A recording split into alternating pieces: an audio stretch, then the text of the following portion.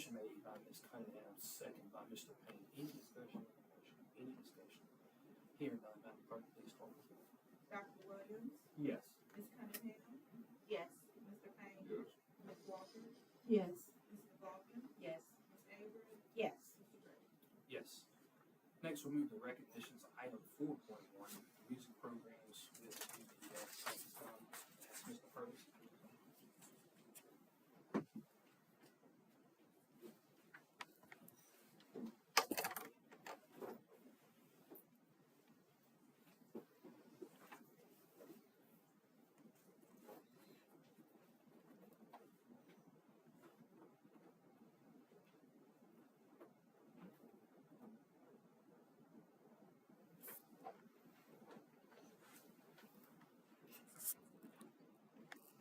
Good afternoon, Dr. Hairston, Chairman Graves, and members of our school board. Once again, I am here today to recognize the wonderful accomplishments of our DPS music programs. I'd like to take the opportunity to remind you, as March was Music in Our Schools Month, the ensembles in the secondary level participated in the district and state assessment programs. GW hosting the band assessment, and the orchestra and choir assessments held at other venues throughout the district. I would like to take the opportunity to congratulate the following ensembles from the Danville Public Schools for receiving superior ratings once again at the District 6 orchestra, band, and choral assessments held during the month of March. First of all, we have the Danville All-City Middle School Orchestra, Fernita Griffin, the director, and she has brought a couple of students with her.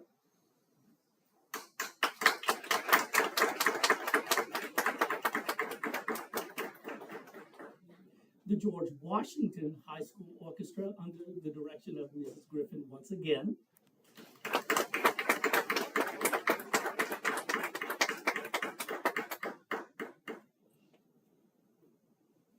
The Westwood Middle School Honors Band under the direction of Mr. Damon McNair.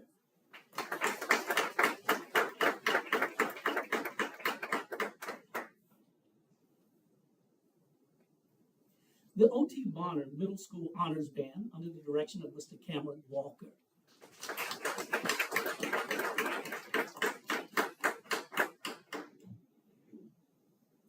The George Washington High School Wind Ensemble under the direction of Mr. Cody Kessling.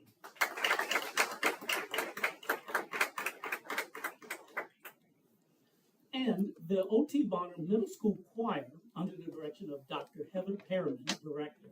Dr. Perriman was not able to make it to this recognition tonight because she has the honor of having one of the first, if not the first, participant in all-state middle school choir that's being held this weekend, starting today, in Richmond, Virginia. So once again, let's give them. I'd also like to recognize, because of the success of all three disciplines at O.T. Bonner Middle School, band, orchestra, and choir, they have earned the distinction of being a blue ribbon school by the Virginia Music Educators Association of the state of Virginia. So let us give the directors of Bonner, that's Mrs. Griffin, Dr. Perriman, and Mr. Walker, and their students a round of applause for their superior work.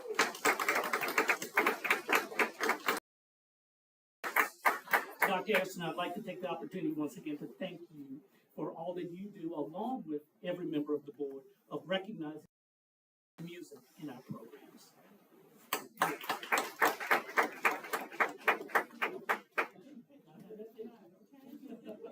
But Mr. Purvis, we want to thank you too, because you support excellence and you are in the classrooms, coaching, providing opportunities. And to our board, thank you, because oftentimes when we see school districts that struggle with reading and math, and we have students who have challenges, these types of programs go away. And they have not gone away in the Danville Public Schools. We remain true to the music programs, the art programs, and I think we have an art show coming up next week to these programs. And would you like to share the good news about the orchestra and VSBA? Okay. We were told this past week that based on the participation of our orchestra program at the state conference that was held here in Danville, that the state school board organization wanted to have the Ms. Griffin and the full string orchestra participate on the state level at their conference held in Williamsburg in November of this coming fall. So we are very excited about having Ms. Griffin and her entire group represent Danville Public Schools and the city of Danville at that particular event. So once again, let's give them a round of applause for the excellence of work that is happening. One last little thing that I'd like to say. I am very, very proud of all the things that these young people do, not only the directors, but all of the students. As Dr. Harrison stated, I am in the classroom, making every attempt to make sure that they do what they need to get done in order to represent the excellence of what is expected out of them. And I do appreciate the support that you guys give me, the confidence, and the programs to do what we need to get done to make sure that music continues to strive 100%. Because again, think about it, without music, that's what we have. So these folks work super, super hard, and sometimes they push me. They push me, but it's all worth 100% of the work. So I thank you, and I speak on behalf of them. We appreciate everything that you guys do to help and support.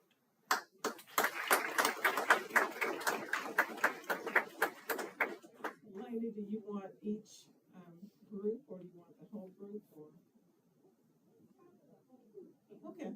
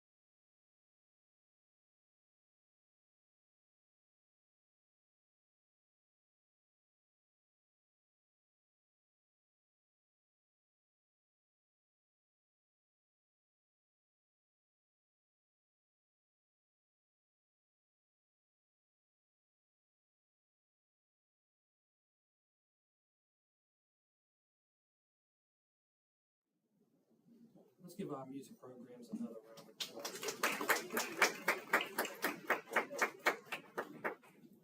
Next, we move to item 4.2, Arbor Day recognition, April 24, 2026. And at this time, if Ms. Prunty will come forward, and I'll turn it over to Mr. Hall. Proclamation, Arbor Day, April 24th, 2026. Whereas trees are essential to our environment, providing clean air, shade, and habitat for wildlife, and contributing to the beauty and well-being of our community. And whereas Arbor Day, observed annually, is a time to celebrate the importance of trees and to promote their planting and preservation. And whereas the City of Danville and Danville Public Schools recognize the vital role trees play in our community and encourage residents to participate in Arbor Day activities.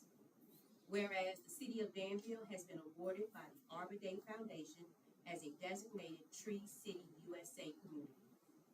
Whereas trees enhance the beauty of our school campuses, provide shade and shelter, and offer hands-on learning opportunities for our students. And whereas Danville Public Schools is committed to fostering environmental stewardship, sustainability, and strong sense of community among our students and staff. Whereas in celebration of Arbor Day, the following events will take place at all Danville Public Schools.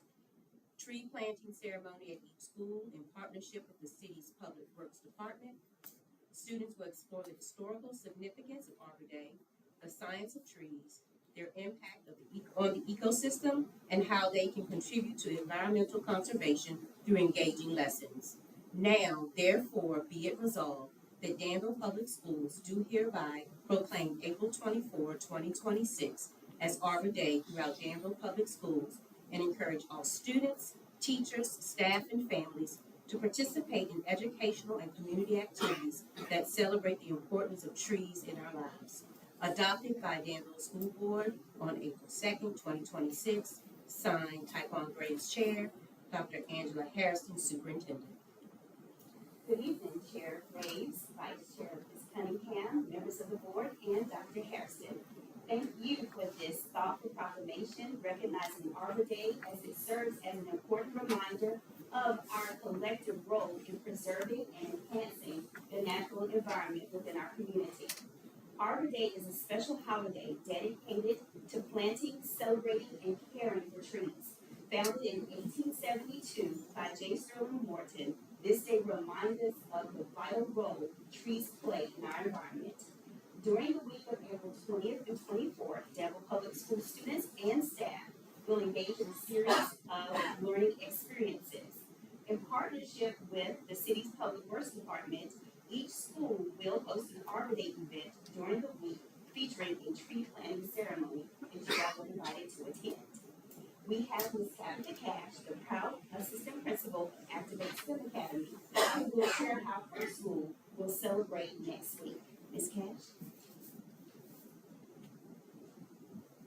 Good afternoon, School Board Chair Graves, Vice Chair Cunningham, Superintendent Dr. Harrison, board members, and Danville City Schools faculty, staff, family, students, and friends. I'm proud to share how Activate STEM Academy is preparing to celebrate Arbor Day on April 24th, 2026. As a STEM school, we understand that protecting our environment is essential to the future of our planet. This belief guides our instruction, our student experiences, and the meaningful hands-on learning opportunities we provide throughout this celebration.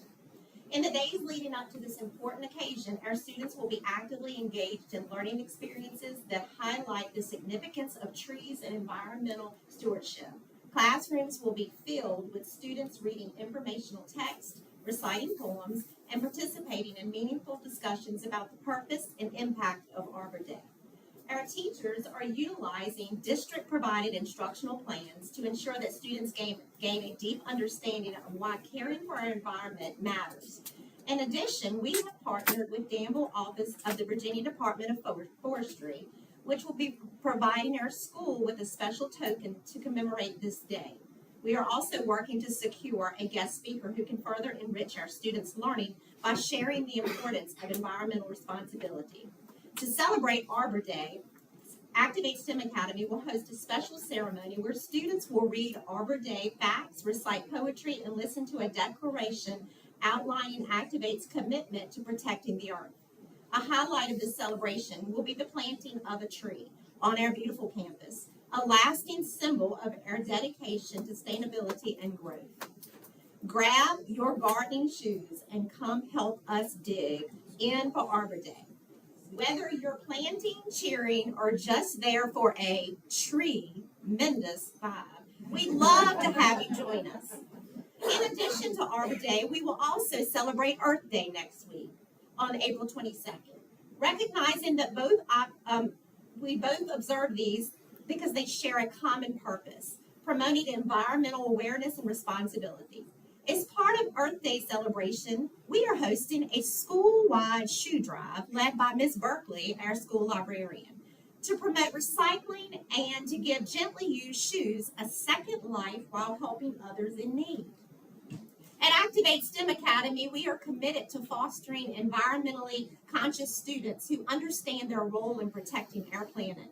We are excited to share that our students are actively engaged in ongoing environmental initiatives that promote sustainability and stewardship within our school community. And now, here's the fun part for you. Consider this your official invitation. Lace up those sneakers, boots, or even those I should have thrown these shoes away years ago, and help us with our drive. This is our Earth Day shoe drive. If you've walked a mile in the shoes, or even a few hundred, they've got a story, and we're ready to give them a brand new journey. We will have a collection bag waiting for you in the front office, and our secretaries, Ms. Poole and Ms. Sherry, will be glad to collect your shoes. Thank you. We warmly invite each of you to step in, give back, and grow with us as we celebrate both Earth Day and Arbor Day at Activate STEM Academy. Thank you for your continued support.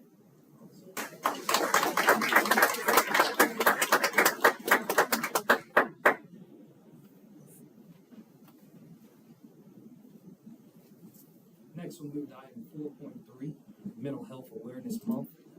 And at this time, I'll ask Ms. Jones to come forward, and I'll turn it over to Ms. Avery.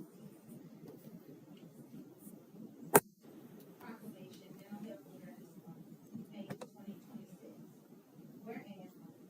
Whereas mental health is essential to overall health, well-being, and whereas all students in Danville Public Schools deserve the opportunity to thrive in a safe, supportive, and inclusive environment that fosters emotional resilience and academic success. And whereas research indicates that 1 in 5 youth live with a mental health condition, and early identification and intervention can significantly improve educational outcomes and lifelong wellness. And whereas the Danville Public Schools staff recognize that social, emotional learning and psychological services are critical components in supporting the whole child. And whereas we must work together to reduce the stigma surrounding mental health, ensuring that no student, teacher, or family feels ashamed to seek help or talk about their struggles. And whereas our educators, school psychologists, counselors, social workers, and behavioral specialists are the frontline advocates for our students' mental health, providing de-escalation, intervention, and care necessary for a healthy community. Now, therefore, be it resolved that the Danville Public Schools does hereby proclaim May 2026 as Mental Health Awareness Month. Be it further resolved that the district remains committed to implementing and monitoring evidence-based mental health supports and fostering an environment where every student feels seen, heard, and supported. Adopted by the Danville School Board on April 2nd, 2026. Taekwon Graves, School Board Chair, Dr. Angela Hairston, Superintendent. Good evening, Chair Graves, Vice Chair Cunningham, our school board, and our superintendent, Dr. Harrison. I'm happy to highlight Mental Health Awareness Month. Here in Danville, we prioritize student wellness by ensuring daily access to mental and behavioral health support in every school. We've layered that target intervention with companies like Breaking Through in 2 of our schools and life skills training in key transition grades. We are committed to building staff capacity so that this work is not dependent solely on programs, but embedded in our practice. The result is stronger early identification, more consistent behavior systems, and improved conditions for learning. Our mental health liaison is committed to supporting monthly meetings that is held with each of our companies. And our school administration, counselors, and any member of the support team join together in those meetings. Monthly updates are provided on each referral that is sent to administrators, counselors, and the support team. Companies are also asked to attend student support meetings as needed and provide documentation for input regarding the services that they provide. Companies are also asked to communicate through documentation with parents and families. These partners deliver both counseling and intensive services. And currently, over 300 students are receiving direct support, allowing us to respond earlier and more effectively to student needs. Thank you.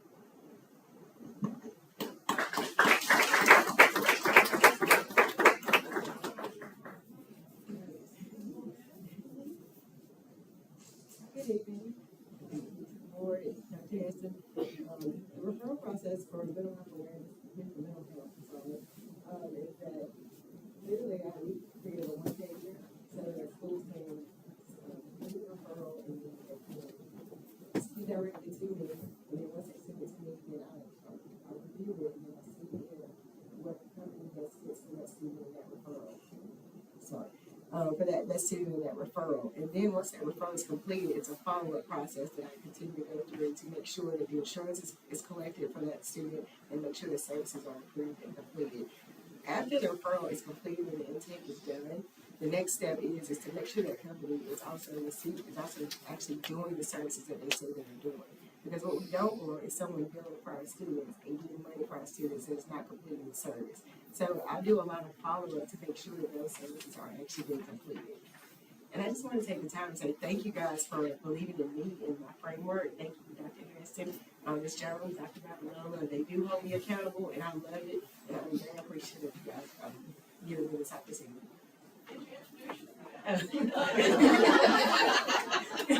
I'm Sugar Card. I'm the mental health liaison for Danville Public Schools.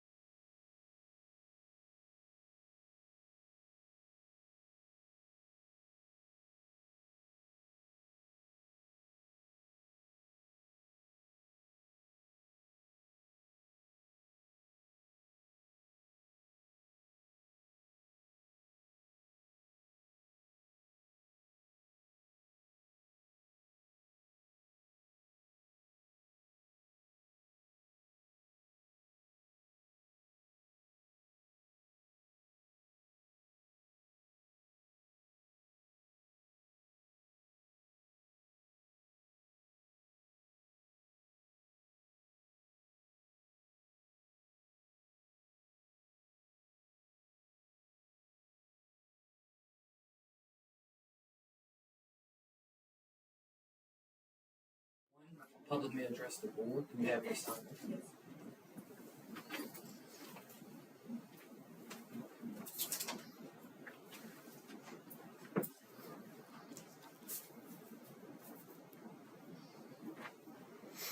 Here, read the guidelines, please. The public comments agenda item offers an opportunity for the board to hear directly from Danville citizens on matters of school interest. The board's responsibility is to hear a speaker's item of interest, make any clarification necessary for board understanding, and then assign school staff to investigate and report back to the board. Individual presentations shall be limited to 3 minutes or less. Latoya Lee.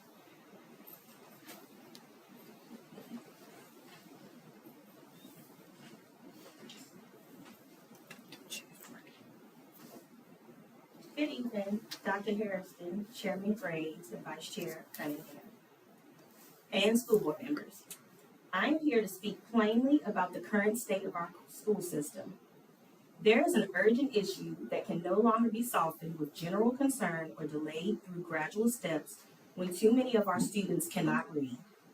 And this demands immediate, decisive decision. As a teacher at Gibson Elementary, I see this daily. Students are lacking foundational literacy skills, and despite staff working tirelessly to intervene, the level of need far exceeds the support currently in place.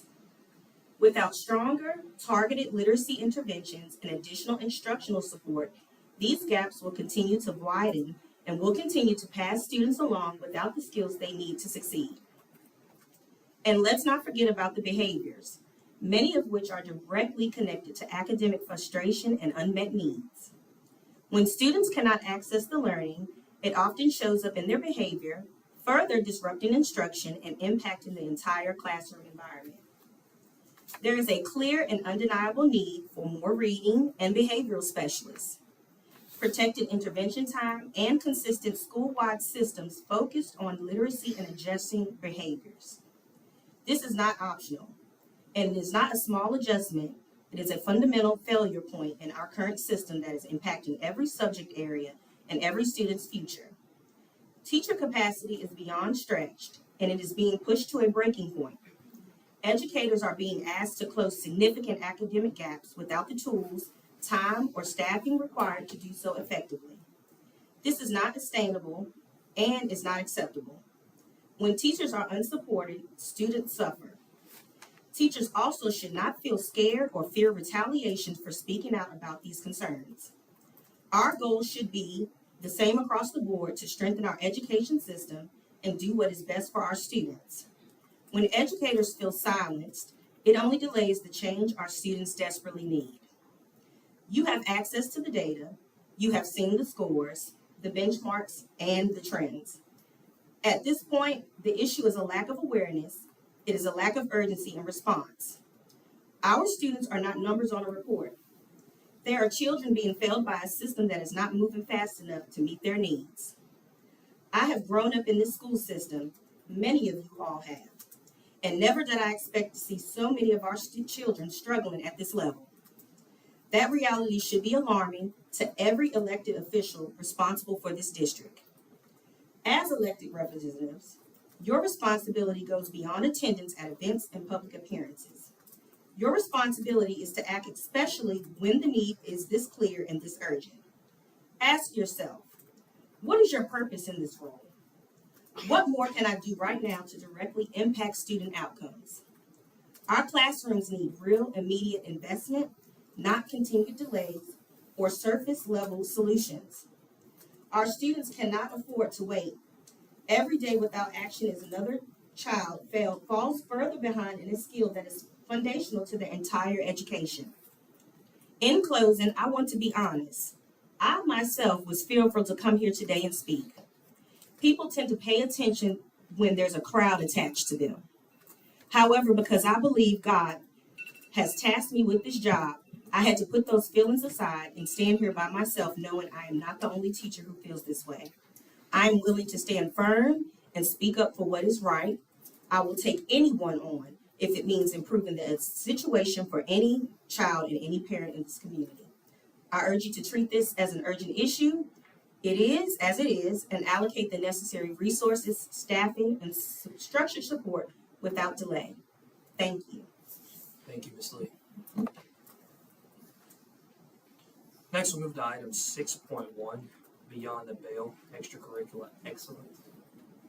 I'll turn it over to Dr. Babalola and Ms. Hilton.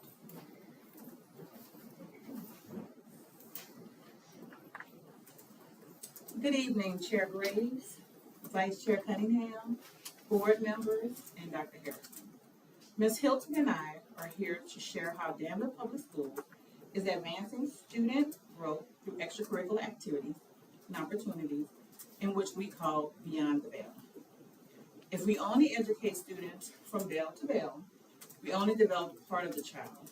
Excellence requires more. Learning doesn't stop when the bell rings, it expands. The school day builds the academic foundation.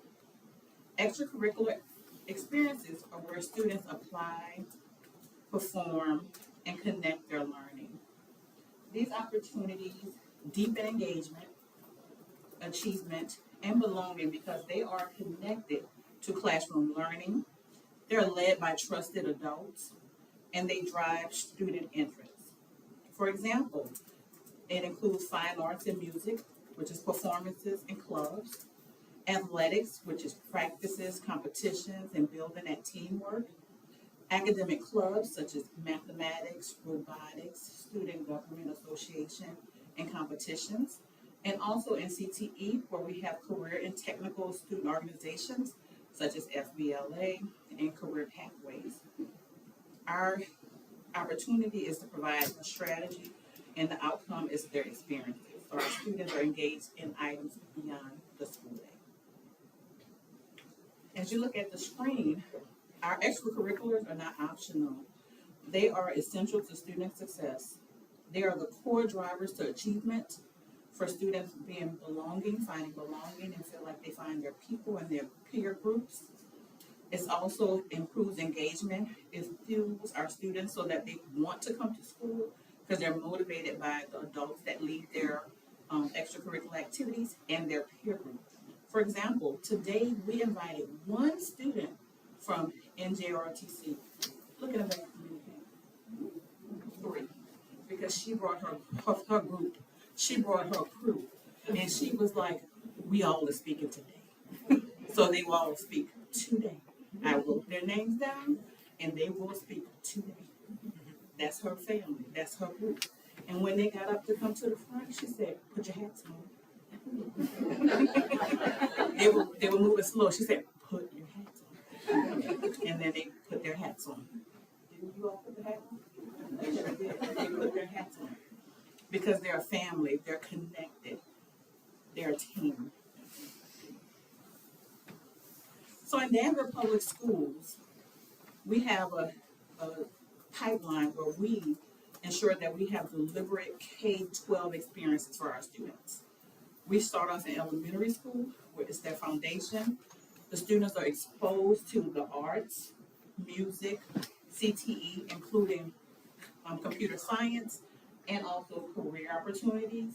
PE, they are exposed to sports such as tennis and also clubs. The focus in elementary is exploration, discovery, and belonging. Then, as we go up to middle school, which is the expansion stage, it's the opportunities for our students. They increase in depth and choice. So they have more than just one type of sport. They have more than just computer science. They have more opportunities in the middle school. Students begin to develop their interests and voice, which leads them to creating and performing at higher levels in their chosen interest areas. Then when we get to high school, that's when our students are preparing and leading. That's the apex. That's where they refine their skills and they lead. They connect their experiences to career pathways and also post-secondary opportunities for them. As displayed earlier during the recognition section, Mr. Purvis had a group of students and teachers come up to share how they earn superior ratings in chorus, orchestra, and band. That's a perfect example of how Beyond the Bell connects to our students and it expands where they're leading and preparing and providing excellence beyond our school. And they didn't just get there in high school. They started in elementary school, they got deeper in middle school, and now they're experts in high school. And I'm just going to say this quick analogy, and I love to say it. It's one of my favorite things. So I'm going to translate it for the 21st century.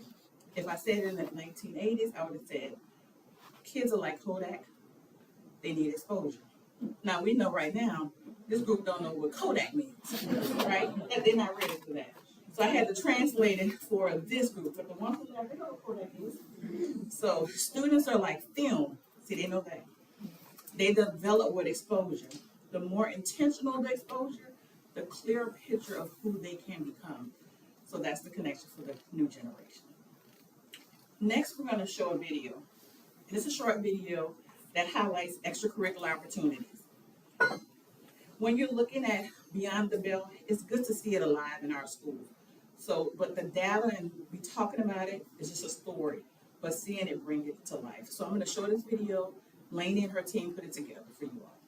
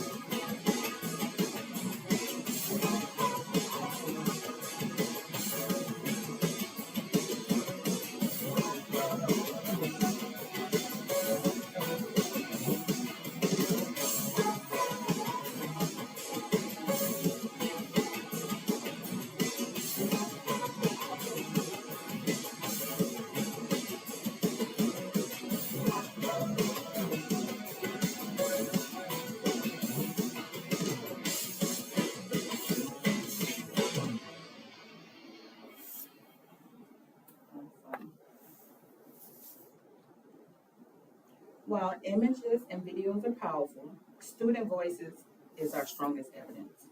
If you want to understand the impact, listen to the students who are living it. Each student represents how extracurriculars build confidence, strengthen identity, and connect learning to purpose. So we have several students that will come up to share their experiences, and we're going to start first with Victor Ingram. He is in the music program, and he's a 12th grader at GW High School.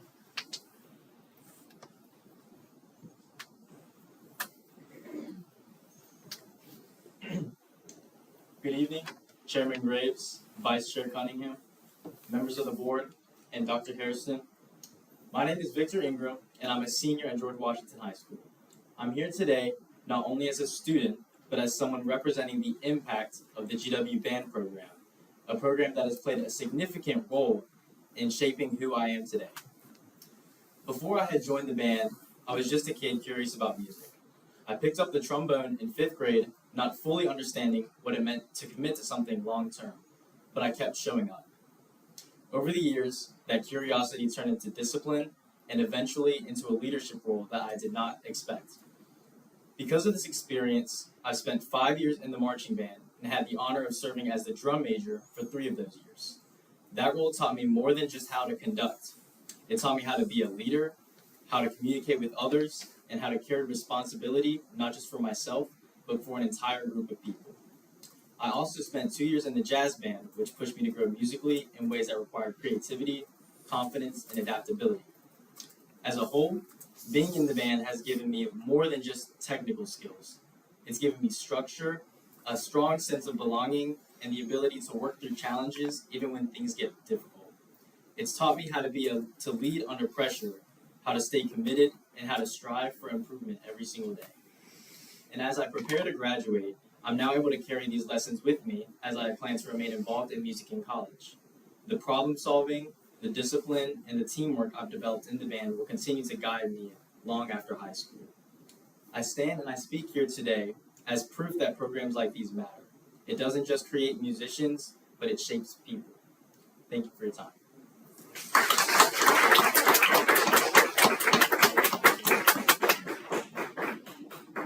Next, we will have Keon Jones. He is in the 9th grade at GW High School, and he's in the dance program.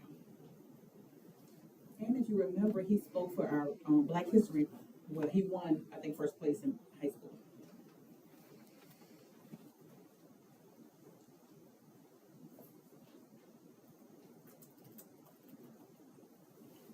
Good evening, board members and community. When asked to speak about my passion for the arts and dance, I was immediately filled with joy. Not just because it's something I love or something that I'm good at, but because it is my happy place. It is a place where I can be authentically myself, a place where I can express verbally, physically, and emotionally, a place when I don't want to use words, I can use movement. I can use patterns and textures that hint at what I may be feeling in that moment. For many people, art is a place of escape. Many use it to tell stories, capture memories, and to feel free. So, what exactly is passion? The academic definition of passion is a powerful, intense emotion, such as profound love or boundless enthusiasm for a subject, which for me is art and dance. Throughout my educational experience, I have been blessed with many opportunities. I have presented a Martin Luther King speech at a school board meeting, performed a Black History dance for a ministry, thanks to my dance teacher, Ms. Jessup, and delivered a personal piece of poetry for the annual Black History Essay Contest. Because of Dr. Thomas, I was even able to perform at the Danville Museum of Fine Arts and History, a piece representing my culture, which ironically enough is a historical landmark. Another thing I truly love about the art is its ability to change perception.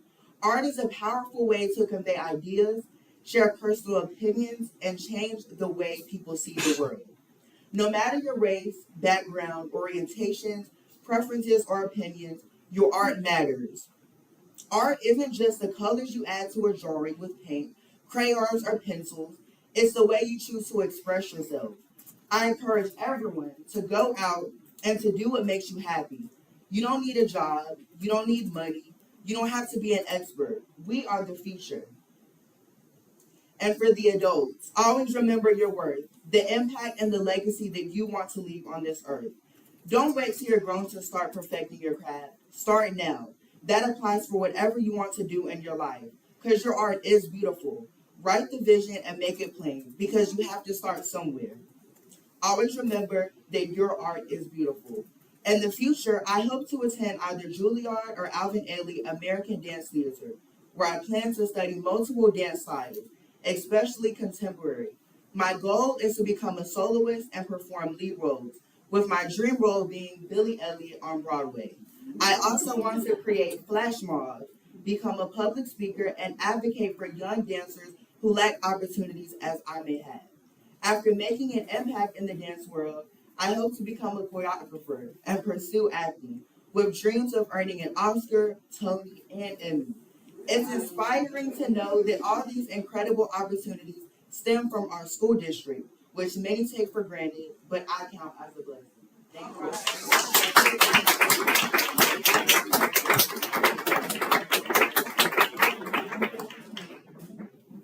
Next, we would have Haley Graves. She's on the basketball team. She's an 8th grade student at Bonner Middle School.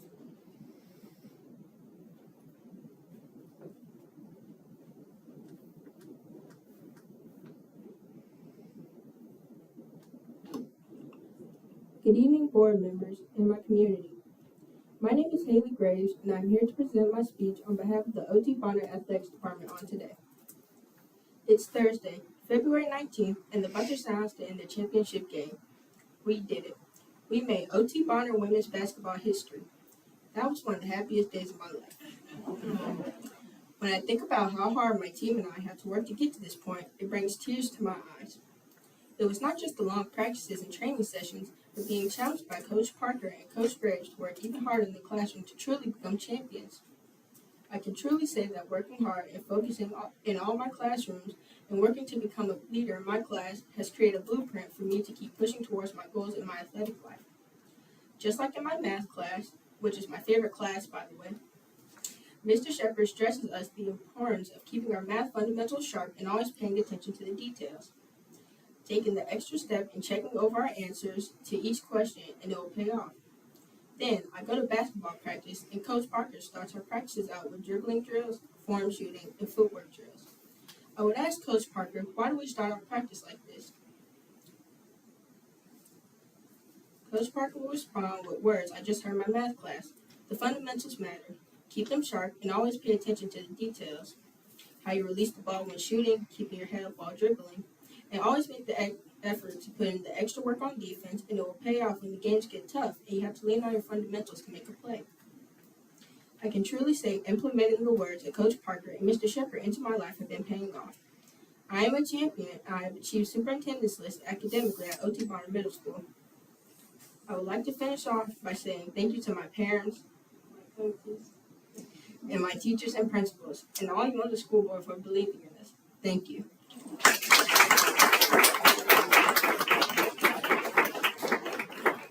Next, we would have the trio from the NJROTC, Kyra Greer, 11th grade student at GW, Isaiah Prunty, 11th grade student at GW, and Phaedrian Sanders, a 12th grade student at GW.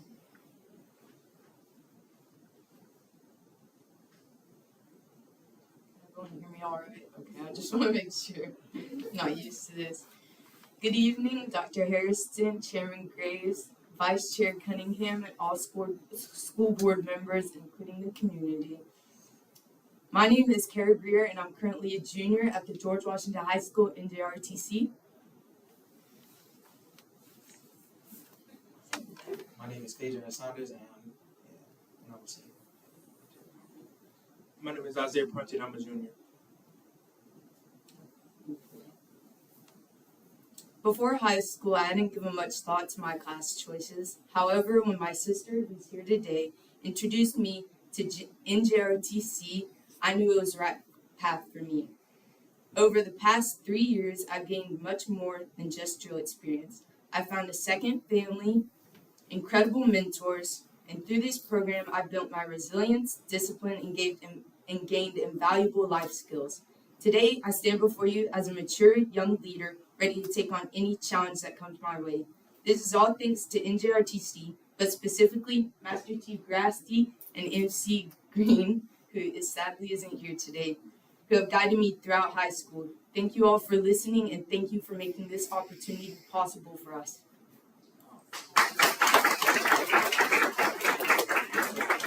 Good afternoon. I just want to say, if it wasn't for ROTC, I wouldn't be in school right now.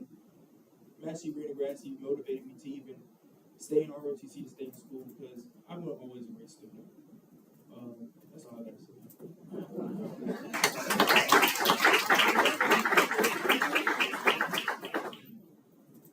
Good evening.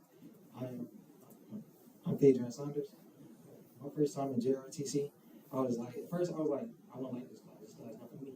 But then I met Master Grassi, Master Green. It was like, why not? I was like, I'm not going to the military. I don't think it's for me. So then as I sat down in the classroom, actually learned what is the military drill, like drilling, the basics, and everything. I just started to like it. So the first, as an impact of my growth and overall school experience, serving as a command master chief at George Washington High School, it has taught me not truly to just be a leader, but also to stand out and help each other, each individual in JRTC. And if they need help, I'm their first step. And then I see Grassi and Green. If I can help. Over the past 4 years in JRTC, it has helped me to develop my leadership skills, also a path for my future. So therefore, I will be joining the United States Navy as a retail specialist after my high school.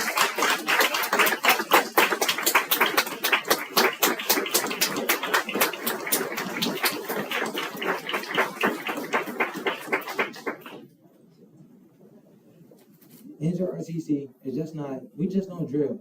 We also go out, have fun with each other. You do bowling, movie nights,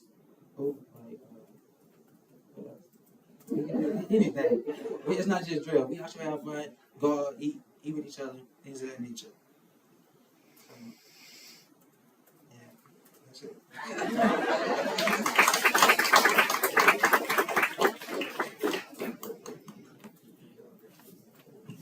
Let's give our young people another round of applause.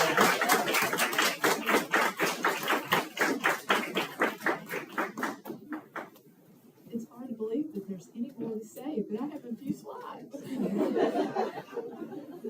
So, the principal's role. It is very important to understand that it is the principal, the school leader, that sets the tone for a culture that values learning beyond the bell. They make sure that the students have the resources that they need and able to participate and increase their potential. At this time, we've also asked one of our school leaders to speak about how her involvement in making sure that her students get what they need to be able to participate in activities beyond the bell, help them to grow, to create academic success, to build meaningful relationships, and also to build critical life skills. Miss Michelle Ramsey is going to come up and share about Beyond the Bell in her school. I'm not so sure that I can even say much after all the students. But good evening, School Board Chair Mr. Graves, Vice Chair Ms. Cunningham, School Board members, and Dr. Hairston. The student voices said it all, honestly. National data consistently highlights the powerful impact that extracurricular activities play in our kids' lives. Participation in the activities has been shown to reduce dropout rates, improve academic performance, increase college aspirations, and strengthen the student's sense of belonging, which provides a community where they can actually thrive. At Galileo, we take pride in the variety and quality of our extracurricular offerings. Despite being a small school, we provide a wide range of opportunities for student involvement.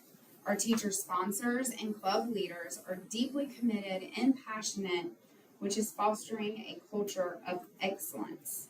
This is reflected in the achievements of our students who regularly compete and succeed at a local, state, and even national levels in both the athletics and academic organizations like Beta, Future Business Leaders of America, Odyssey of the Mind, Speech, Theater, Scholastic Bowl, esports, and so on and so on.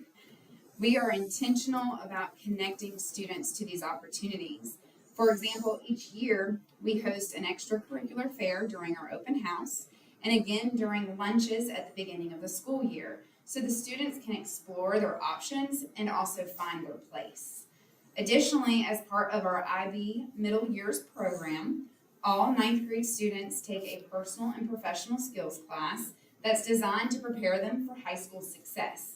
One of the components of this course is to be an active participant in an extracurricular activity, which reinforces the opportunity and the importance of engagement in both our schools as well as our community, because of a lot of our school clubs and activities also roll over into the community. At Galileum, we prepare our students to thrive both academically and beyond the classroom. Thank you.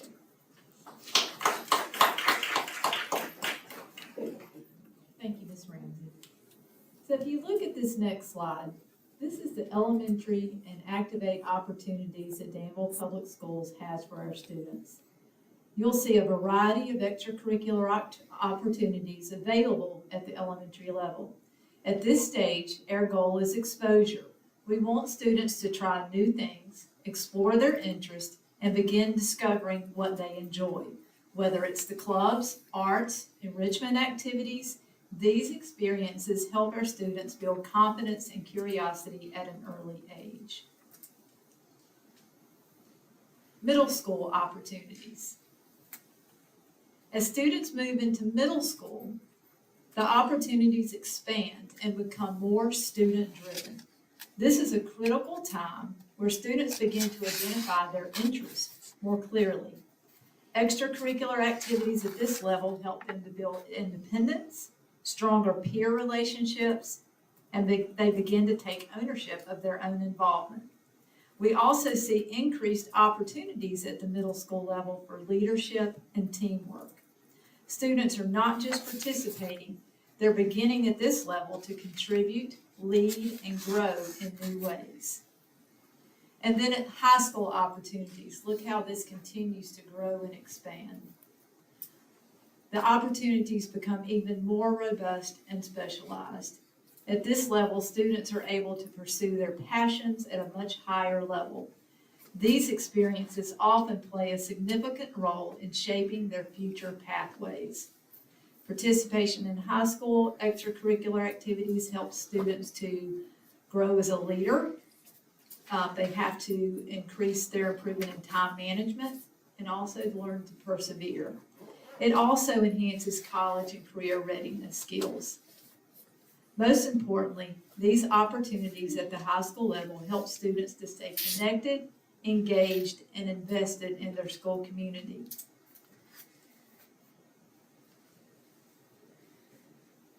This slide, where families and students can access information about extracurricular opportunities. So on each school's website, this is an example at Park Avenue, families can go to where it says clubs and extracurricular activities, and they can see the list that each school offers at those schools, just like the list that we shared with you at the elementary and middle and high school slides.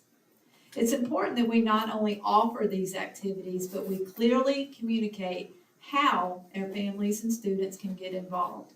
Providing easy access to this information ensures that all students and families are aware of the opportunities available at each of our schools. As educators, we also play a key role in promoting these activities and encouraging our students to participate. Our commitment is to make sure that all of our students have access, that they're supported in their interest, and that extracurricular activities are available to all students. This includes being intentional about equity, making sure every student feels welcome and able to participate. I think this past Monday, April 13th, at our Special Olympics, we saw that we offer opportunities for all students. We also recognize that these experiences are critical to developing the whole child, not just academically, but socially and emotionally.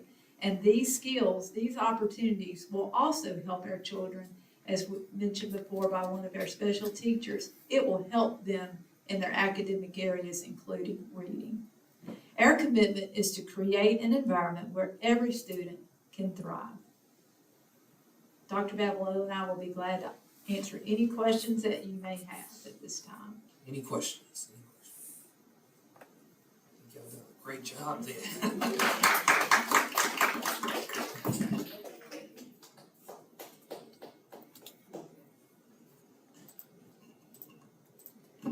Next, we'll move to item 6.2, welding program spotlight. I'll turn it over to Dr. Stoll.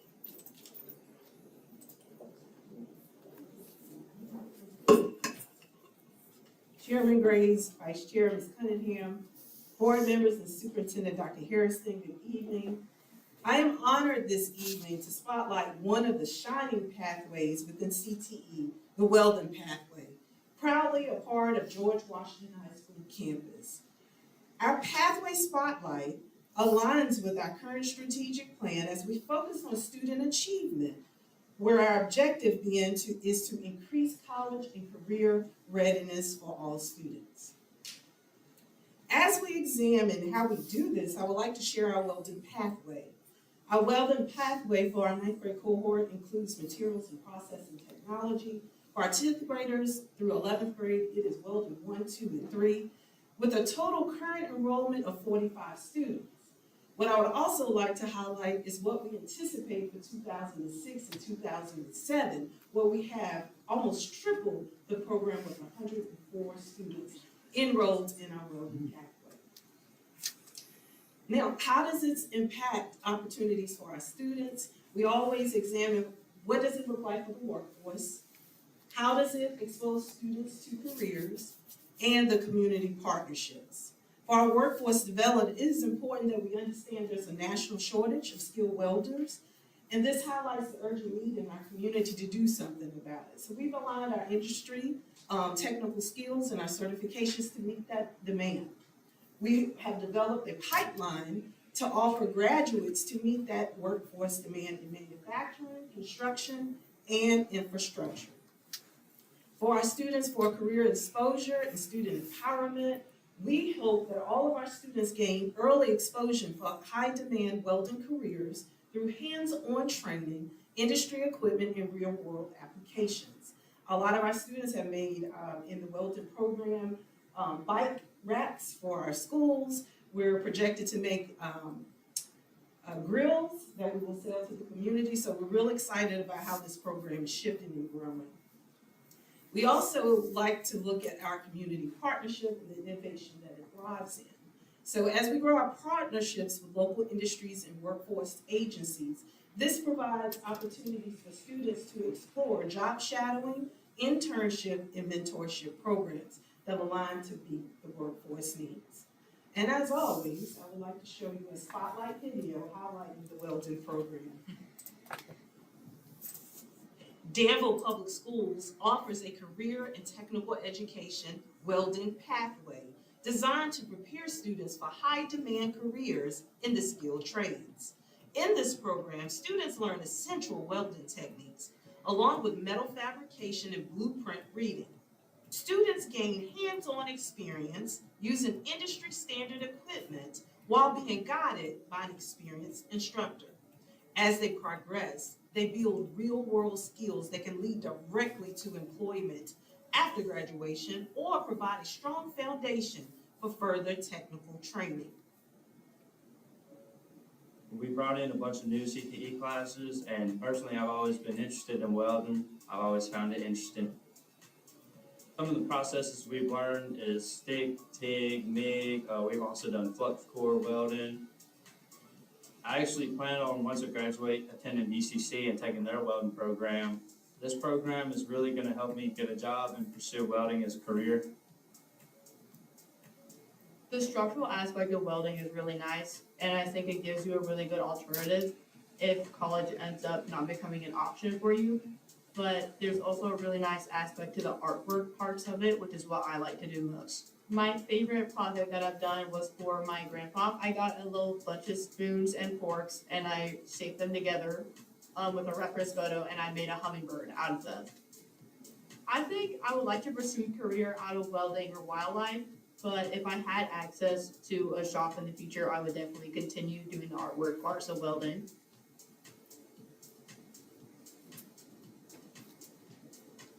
Welding really has brought me an opportunity to expand and explore new things. I really enjoy repairing things for people. We have people come by just ask, hey, you put this back together? Yeah, I love doing that, you know.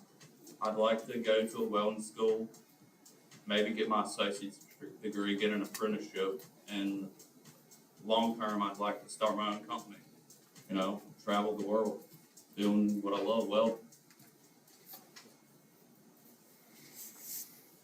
Any questions?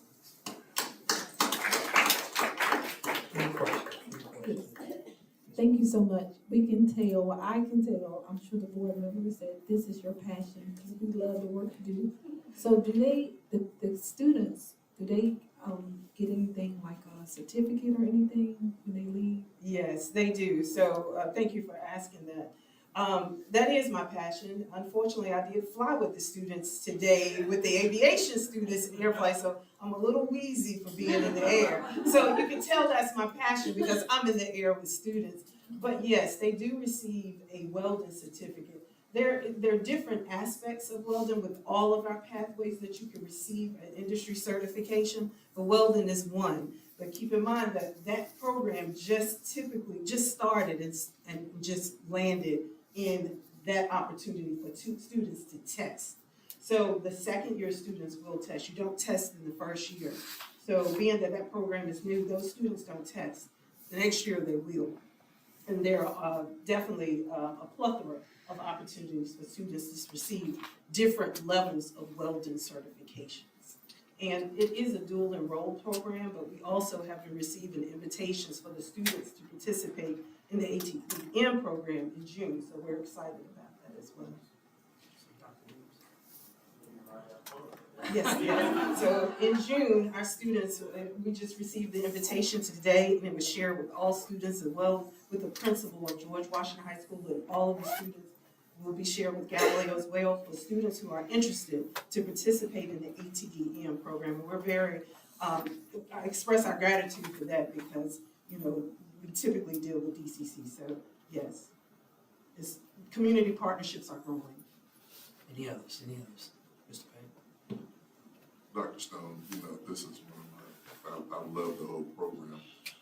How many years have we been working to get the CTE program to where it's at now? Thank you for asking that as well. You know, probably about, when I was a teacher, about 5 or 6 years ago, we tried to launch the welding program. So it initiated about 5 or 6 years ago. It wasn't solidified until the superintendent said to me, Stone, you need to find an instructor to make sure that happens. So we went out, Dr. Barnes and I, and was knocking on doors at Jared's Welding and everywhere. And we finally, with the support of HR, landed a welding instructor, a qualified welding instructor to lead that program. So with that being in place, we were able to jumpstart and launch the program in August and watch it excel and triple in numbers this upcoming 26-27 school year. There's one more question. How many community partners do we have connected to the CTE? It's so many because you have to keep in mind, we grew work-based learning from 1.8% participation about in 22-23 to we're like 70% participation with the community. And if you attended our CTE career fair, that was 63 vendors there. And we have 2 or 3 partnerships for apprenticeship programs. And we have partners with the police department, the sheriff's department, the fire department. So the list goes on. I would hate to lowball it to say 60, but there has to be close to 60 to 80 partnerships with the Career and Technical Education, affectionately known as CTE program. And my next question is, where do you see this program in 2 years? If you're speaking Weldon specifically, I would say it will continue to grow because of the high demand for welders. But with all CTE programs, I'm trying to keep everyone in CTE because we want everyone to come in equipped to be ready to work in the workforce. So everyone should come out with some type of CTE experience, and we're aiming for that. All middle schools have career exploration for all middle schools, which was deemed by the state of Virginia. However, we're trying to get 100% participation. We're getting there. We're getting there. Next time you go up with the students, please let me know. I think myself and another board member may want to go up with you. No. It was a unique opportunity and great experience. Thank you, Dr. Stowe. With the pathway to welding and the ATDM, if we can yield and let Dr. Williams kind of explain how big ATDM participation is. Do we want to make that another agenda right now? So it is, and this is not a promo for ATDM, but it's been a really life-changing program for students. As soon as you get your diploma GED, I mean, they'll accept you in. It's a 16-week program, free housing, free tuition, sponsored by the U.S. Navy, Department of Defense. They do expect you to work in the defense manufacturing industry after that, but their services to help you get on your feet, help you transition to that. So I think it would be a great partnership with that. So I not only shared it with welding students, because you're looking at welding that students can participate in infrastructure, construction, precision machining, manufacturing. It's just not specific to welding. Those skills are applicable to other professions and careers. Well, a vision is great, and an idea is great, and resources are great.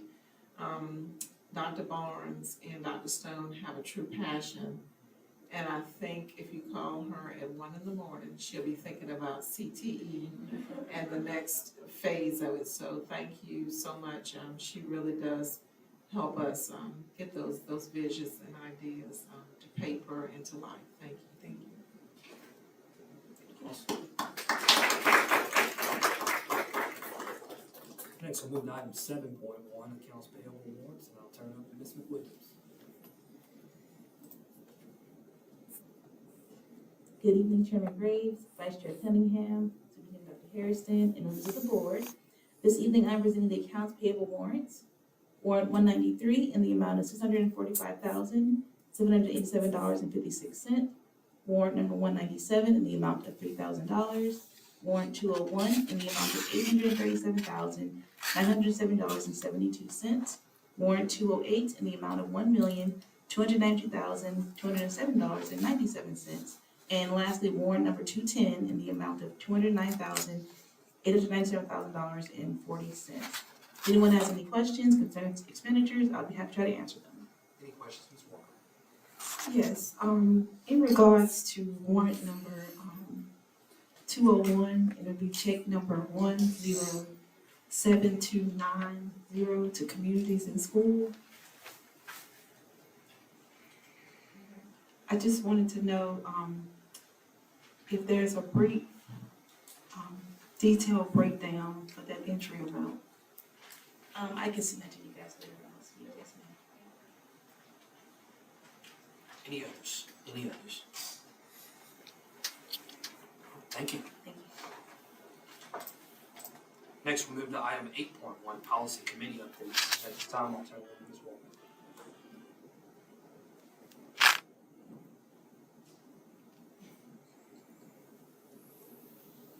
Good evening again. The policy committee met on Thursday, April the 2nd, at the school board meeting room. Present was Takesha Walker, Corey Williams, Dr. Harrison, and Mr. Crumpler.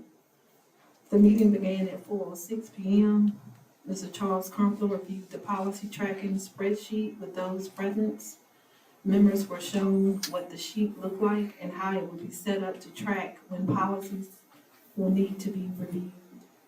Dr. Harrison reviewed the potential changes with HR-related laws created by the Richmond Shrine Council. Dr. Harrison explained that with pending legislation, several policies related to human resources would need to be updated. Also, a discussion on how collective bargaining would impact the dynamics of the school board and the school district. The meeting was adjourned at 4:49 p.m. Any questions? Any questions? Thank you, Ms. Walker. Next, we'll move to item 9.1, public notice for May 2026. On Thursday, May 7, 2026, 4 p.m., a policy committee meeting.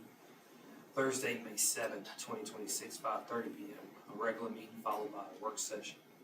Thursday, May 14, 2026, 4 p.m., student achievement and accountability meeting. Thursday, May 28, 2026, 4 p.m., operations, facilities, and planning committee meeting. And Thursday, May 28, 2026, 5:30 p.m., we have a regular meeting all here at the Danville School Board office. Thursday, May 21st, Galileo graduation, 6 p.m.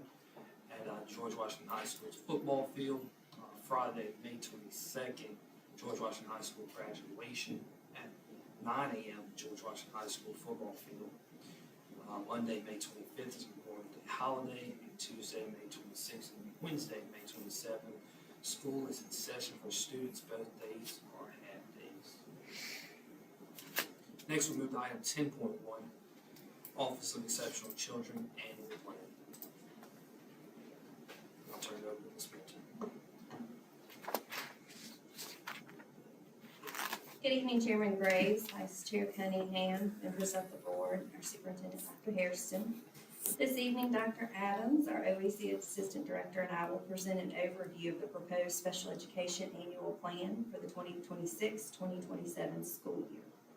But before we begin, on behalf of the Office for Exceptional Children, we would like to personally and first thank you, the school board, and our DPS staff for your unwavering support of our recent Special Olympics event, the Feet Meet, this past Monday at George Washington High School. The outpouring of everyone's support, volunteers, the donations, the time, the students, everyone had a wonderful time. It is just evident of the support that when we come together as a community with our community partners, the proof is in the impact of what a community can do when we work together for our children. So, and now, with that being said, thank you all so much. We'll move on to the annual plan. The purpose of this plan is to outline how federal IDEA Part B funds will be used to support our students with disabilities in the upcoming year. These funds allow us to not only meet federal requirements, but more importantly, align our resources with the specific needs of our students. And through this plan, we're able to improve academic and functional operations. We're able to ensure equitable access to high-quality instruction, closing those achievement gaps. We're able to promote equitable opportunities for students and support successful transitions for our students to post-secondary education, independent living, and employment. Part of our IDEA funding includes two primary sources, our 611 IDEA Part B, which provides support for all students with disabilities ages 2 through 21, and an IDEA Part B 619, which is specifically for our preschool age students. Both of these allocations are determined by the Virginia Department of Education.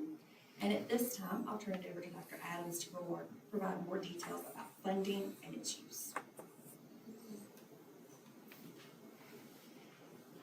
All right, so as a local education agency, often referred to as an LEA, we are required to submit an annual plan and receive approval from the Virginia Department of Education before accessing these funds. Allocations are based on federal appropriations and prior year funding levels. Funds are accessed through a reimbursement process after expenditures are approved. Based on current projections, we anticipate approximately $46,000 for preschool services under IDEA 619 and $1.6 million for services supporting all students with disabilities under IDEA 611. The majority of IDEA 611 funds supports personnel who provide both instruction and compliance services. For the upcoming year, we propose funding 28 positions, including 17 instructional staff, 11 bus aides to support safe transportation, and 2 coordinators. to oversee programming and compliance. IDEA 619 funding will support one instructional paraprofessional dedicated specifically to preschool services. In addition to personnel, IDEA funding supports instructional materials and specialized programs, assistive technology, and tools that help meet diverse learning needs. These resources ensure that students can access the curriculum in meaningful and effective ways. The Preschool Grant 619 also supports early childhood instructional services, transition from Part C to Part B services, which is early intervention services, family engagement and support opportunities. This early support is critical in setting a strong foundation for long-term success.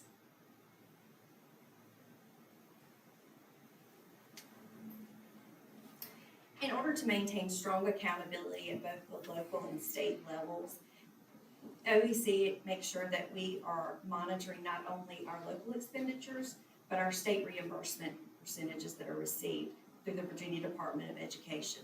All funds and services must align with IDEA requirements, ensuring compliance, transparency, and effectiveness.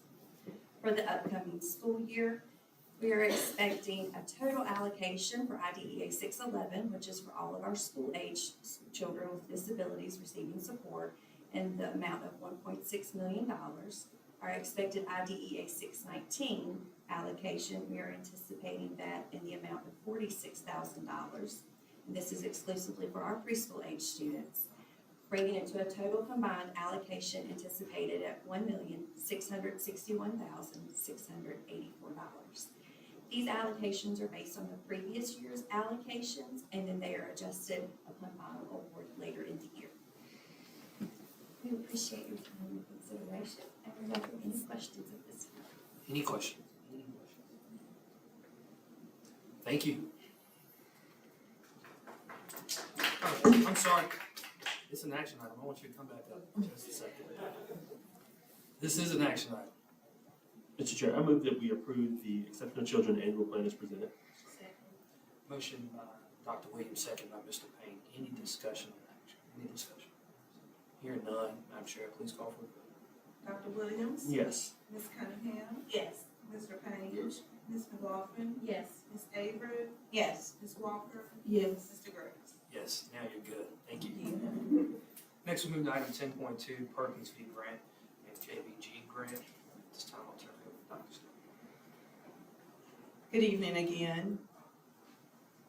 I come before you this evening seeking approval for the 2026-27 Perkins Grant application for submission to the VDOE by April the 30th. Perkins Grant assists in developing the academic knowledge, technical, and employability skills of students who participate in career and technical education. The preliminary allocation amount is $208,648.89. Some specific usage for that funding goes towards state-of-the-art equipment purchases for all programs, work-based learning transportation, professional development, salary for staff supplemented, and curriculum needs. Are there any questions? No question. Sure. You're good. We'll approve it after you.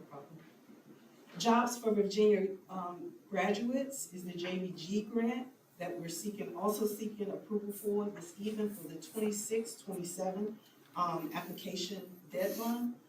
The JBG grant provides opportunities for marginalized students towards graduation and college and career opportunities. The preliminary allocations amount is $30,000. Some specific usage for this grant includes their school-based enterprise known as the Eagle Press, college tours, credential testing, community service projects, and work-based learning opportunities.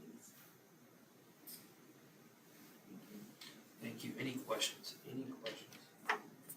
If none, opposed, we'll approve both grants together. This is an action item. Chair Graves, I make a motion that we approve the approval to apply for the Perkins V grant and the JBG grant. Second. Motion made by Ms. Cunningham, second by Ms. Avery. Any discussion on the motion? Any discussion on the motion? Hearing none, Madam Clerk, please call for the vote. Mr. Payne, Yes. Ms. Avery, Yes. Dr. Williams, Yes. Ms. McLaughlin, Yes. Ms. Cunningham, Yes. Ms. Walker, Yes. Mr. Groves. Yes, thank you. Thank you. Next, we'll move to item 11.1, finance report, and I'll turn it over to Ms. McWilliams.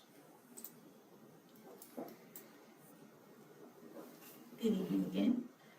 You have before you this evening the revenue and expenditure statements for the month ending March 31, 2026. If anyone has any questions, I'd be happy to try to answer them. If there are no questions, I respectfully ask for your approval for these reports. Do we have any questions? Any questions? Hearing none, this is an action item. Mr. Chair, I move that we approve the financial report as presented. Motion made by Dr. Williams, second by Mr. Payne. Any discussion on the motion? Any discussion on the motion? Hearing none, Madam Clerk, please call for the vote. Mr. Payne, Yes. Ms. Avery, Yes. Dr. Williams, Yes. Ms. McLaughlin, Yes. Ms. Cunningham, Yes. Ms. Walker, Yes. Mr. Groves. Yes, thank you. And 11.2, superintendent budget request, we will move that to next meeting. Okay. Next, we'll move to item 12.1, personnel recommendations. This time I'll turn it over to Ms. Wendy.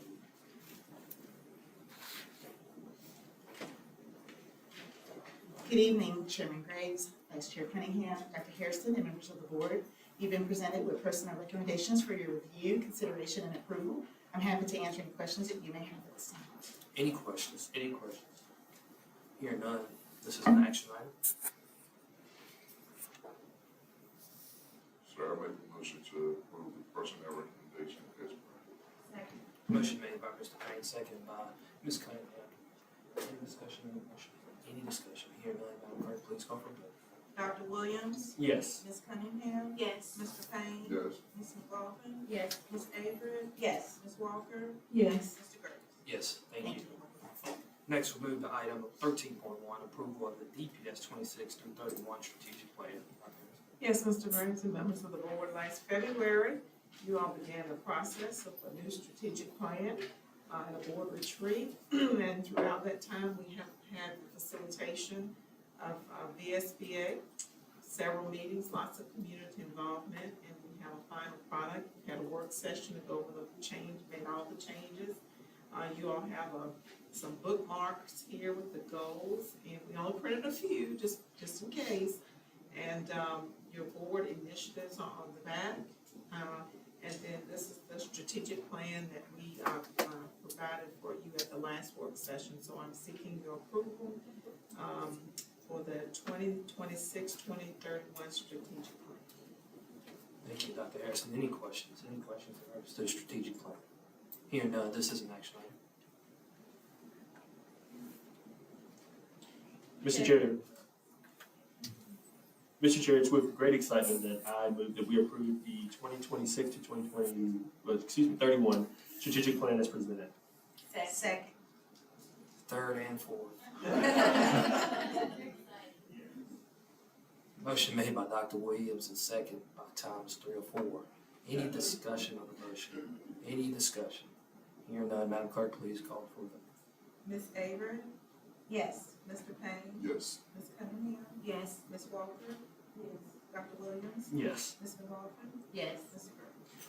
Yes. And I just want to pause here just for a second. I just want to give our staff a round of applause for this amazing project. This is our journey. This is our roadmap, 26 through 31. So we're excited to take on what's to come.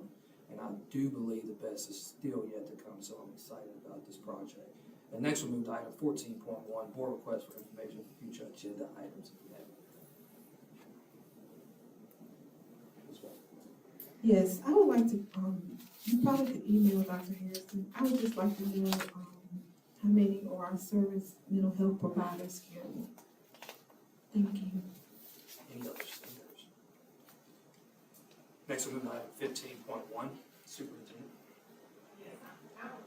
I'd like to recognize a mom all the way from Texas, Ms. Doris Singleton, if you'll stand. This is to Kiwi Babalola, Dr. Babalola's mom, all the way from Texas. Yeah. And Miss Singles, when you're not here, her Virginia mom is Senorita, okay? Today was, oh God, so exciting. Went out to the airport, rushed out there, saw 7 students actually pilot planes today. It was amazing. They asked me if I wanted to go, Mr. Payne. I said, absolutely not. Then later on, Dr. Stone got up there and I was emailing and texting like, oh my God, this is such a mistake. What a day, what a day. It was so exciting to see 7 students actually apply. And they don't even have driver's licenses, most of them. And so that was nice. And again, thank you for the Special Olympics, the board members who came out, those who could come out, and those supporters and businesses who supported everyone. Thank you so much. And I did want to mention that there's good news coming with the MOU, so stay tuned due to some really good performances. We are looking at a different management system, so we are excited about those possible opportunities, and thank you to our board for the support over the years through that process. Thank you. Thank you. 15.2, Mrs. Benson. I don't have any comments. Please call roll. Ms. Averett. Good evening. Gonna be very short. This has been a great meeting, lots of great information shared. I just wanna say to the faculty and staff of Danville Public Schools, thank you for everything that you do for our students every single day. We're getting down to the wire for this school year, so lots of excitement, but also lots of pressure. So hang in there, and thank you again for all that you do. Dr. Williams? Thank you. First and probably most important, we're down to 5 Fridays, I believe. Yes, so, yeah. So kudos to all of our staff and to our students for making it this far. I want to offer a big thank you to our business partners for coming out to our breakfast this week. None of this work would be possible without you all. To our music teachers, directors, congrats again on your accolades. Thank you for what you're doing for our students. I was a band kid, and music still has a huge impact in my life. So thank you to the teachers and to Dr. Harrison for keeping music in our schools. To Dr. Babalola and to Ms. Hilton, I really need that presentation. Thank you. I'll be honest, like, education's hard. I'm entering my 8th year working in some form of education. It does not get easier. So thank you for showing us the highlights and for showing us that our students are the forefront of all that we do. Student achievement is what drives us. So thank you to every staff member, to our teachers, to our superintendent, to our community members, to all my fellow board members. Thank you for making this the best district possible for teaching and learning. A couple more things. Testing season is right upon us. So students, hit the books, hit it hard. Teachers, continue doing what you're doing. We've made great progress. Let's keep it up. And to our seniors, decision day is right around the corner. So start marking off those lists and picking schools. Thank you. Ms. McLaughlin? Thank you. I was excited about all the extracurricular activities that's being presented. I am truly an advocate. I believe that extracurriculars definitely help with academics, attendance, behavior, and I look forward to hopefully seeing more of these athletics in our elementary, because I think that it's needed there as well. Shoe donation, I may or may not get a bag, but I thought that was a brilliant idea. The music department, I'll put that department against any music department within, I wouldn't say region, within the world, because they are really good, they're award winning. Middle school baseball made playoffs, so congrats to them. Kion Reeves, he had a big announcement about Maryland University. I am a Terp fan, so that made me excited. So I might wear my shirt again, possibly. Special Olympics was fun. I think Ms. Cunningham and our little event had no one, but when they came, I will say you have some track stars, so we need to keep them active because they were fast and they were talking a lot of smack about how slow some of the people were. I had an opportunity today at the Institute to attend the robotics competition. We had 2 teams for Bonner. I had to go to a meeting, but one of the teams, I think they got like max score at one point. We were all cheering. It was so exciting. I know they won last year. I'm not sure what they did this year, but they were working and they did really well from the matches I seen. So I'm excited for how that is coming out every year. And once, like everyone else said, approaching the end of the year, let's stay focused and finish strong. And then to our district coaches, it's more than coaching, and our coaches have time in and time out made sure our kids are being exposed to other opportunities after high school. And so I'm just excited about that as a former coach.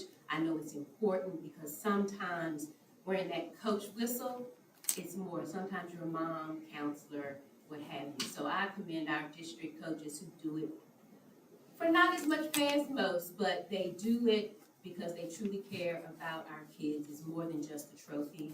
And then last, Dr. Williams didn't share, but I congratulate you on your new position at Avery University. Mr. Payne? So as I will start off by saying I'm very, very happy to see our scholars participating in activities outside of the school. I was out at the walkathon event Saturday. The ROTC was out there. Everywhere you go, DPS is being represented somewhere. And I was out last week and this week in the region actually, and DPS is being talked about everywhere. And I would like to say I'm glad to be a part of a district where everybody is somebody. Let me say that again. I'm glad to be a part of a district where everybody is somebody. And sometimes I think we take this for granted, but I want to recognize our superintendent because this lady is being talked about, not just locally, not just in the region, but all the way across the whole state. Dr. Harrison, thank you. I know things may be hard sometimes. I know times it's, I worry a lot. 4:30, 5 o'clock in the morning, we're up talking to different things, but I want to say thank you for all your hard work and dedication to this district, to your team, to Dr. Stone. Best believe what's going on in Danville is being talked about. And they said, if you just stay the course, we're going to get to that goal. That's the reason why I asked Dr. Stone, where did she see us at in 2 years? Because everybody is watching. We started off at the bottom. And people are definitely watching Danville Public Schools. Yes, we got some bumps in the road. But DPS is on the move. We have displayed it. We have set the bar high for other districts. And everybody is watching. So I encourage everyone in this district and the ones that's listening to us, please do not focus on the negative talk. Look at that positive. And I'll say it again as I conclude. I'm glad to be a part of a district where everybody is somebody. Thank you. Ms. Walker? Yes, good evening. I want to first acknowledge all of the student voices we heard tonight. Their courage to speak, their honesty in sharing, and their willingness to be a part of a conversation, it really matters. Their voices are not only heard, but they are valued and appreciated. Also, I had kind of jotted this down before we got to talking about the mental health piece, but I want to recognize that Mental Health Awareness Month is next month. But the reality is we are already in a very demanding and often stressful final stretch of the school year. This is a time when pressure can be felt heavier for students, staff, and family alike. It's important that we acknowledge that stress and give ourselves one another a grace, support, and understanding as we push toward the finish line. I want to remind everyone, students, teachers, and staff alike, that asking for help is something to be proud of, not ashamed of. Every great learner, every great leader, and every great educator has needed support along the way.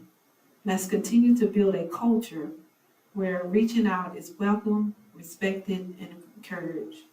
And lastly, I would like to send condolences out to the Bridgeforth family again in the passing of Charlotte Bridgeforth. She was a community pioneer, the wife of the late Cecil Bridgeforth Sr., who recently passed, who was a long-term educator for our district. Please keep this family in your prayers. Thank you. Good evening. I just want to say that Denville Public School has a culture of recognition,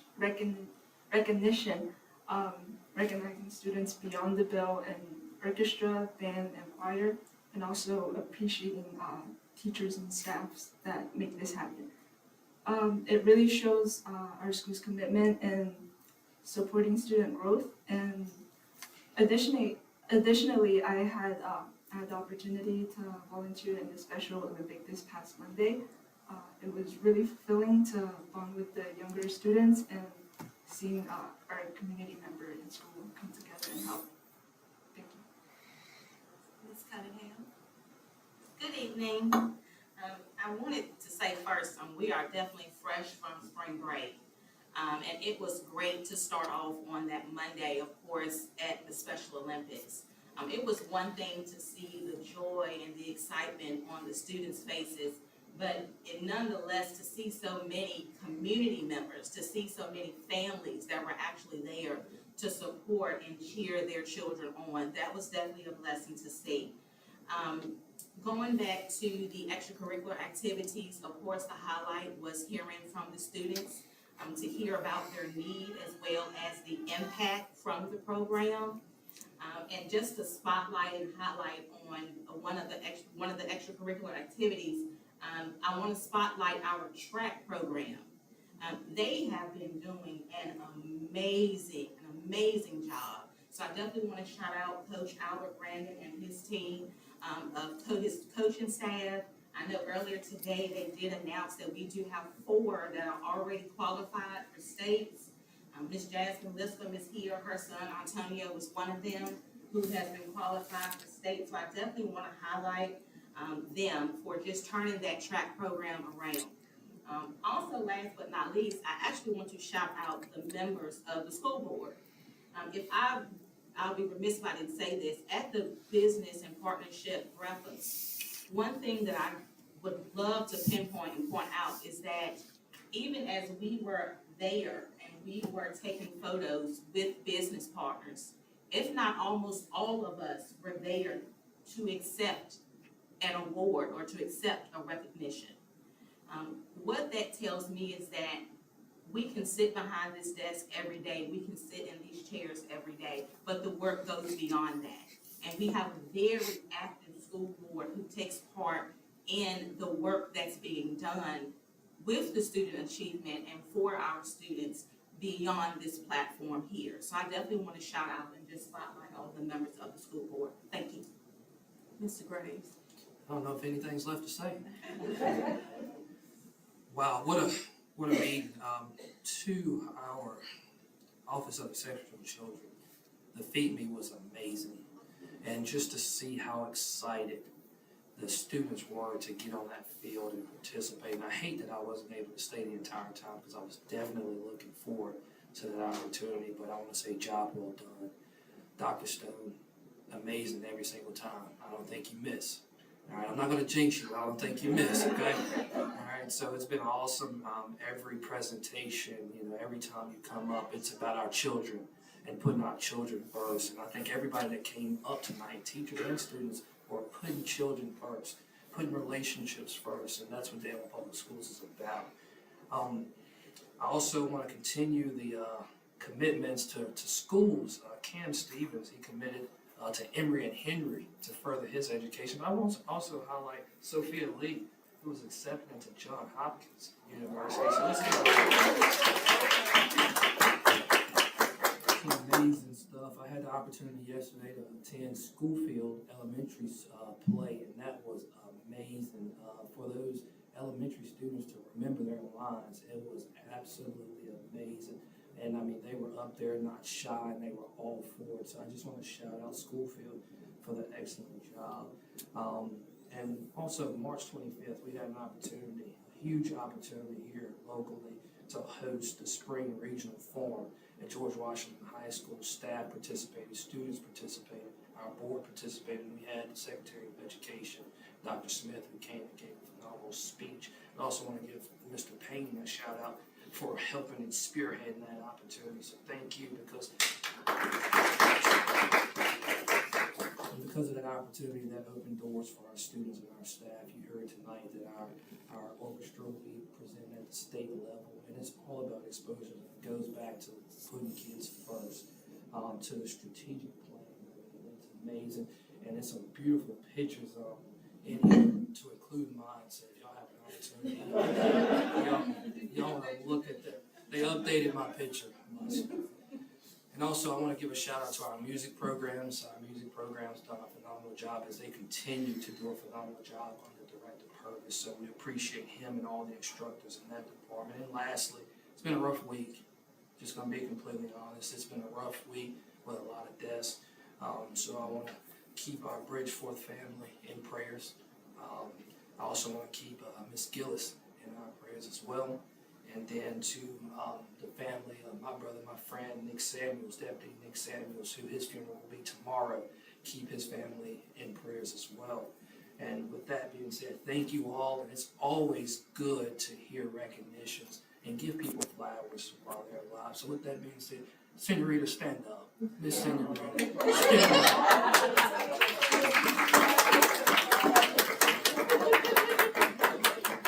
You know we all love you, and we appreciate all that you do in the work, even though you get on me all the time. I appreciate you for all you do. So thank you again for all you do. And with that being said, we'll move to 15.4, clarify school board requests.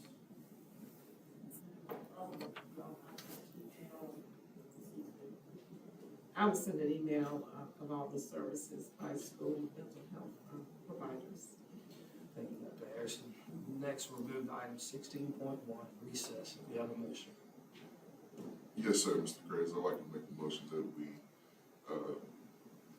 make a motion to, for 7 minutes? Recess. Recess for 7 minutes. Second. Motion made by Mr. Payne, second by Ms. Cunningham, to recess for 7 minutes. Any discussion on the motion? Hearing none, Madam Clerk, please call for. Dr. Williams? Yes. Ms. Cunningham? Yes.